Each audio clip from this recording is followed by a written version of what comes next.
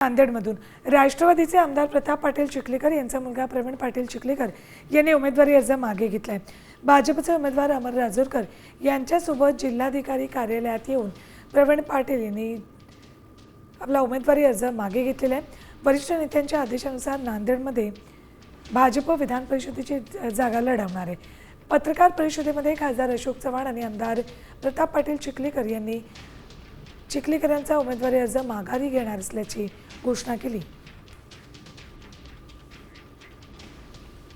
जागा राष्ट्रवादी काँग्रेसला सुटावी असे आमचे सर्व जिल्हाध्यक्ष असतील, आमचे आमदार, आमचे माजी आमदार, सर्व जिल्ह्यातल्या पदाधिकाऱ्यांची इच्छा होती। ते मत पवार मॅडमकडे या ठिकाणी मांडलं, आदरणीय फडणवीस साहेबांकडे मांडलं आणि एकनाथ शिंदे साहेबांकडे मांडलं। परंतु ही जागा पक्षीय बलाबल त्यांचं जास्त असल्यामुळे ही जागा राष्ट्रवादीला न सुटता भारतीय जनता पक्षाला सुटली आणि फडणवीस साहेब आणि या तिन्ही नेत्यांच्या आदेशावरनं मी आज तो फॉर्म विड्रॉल करतो।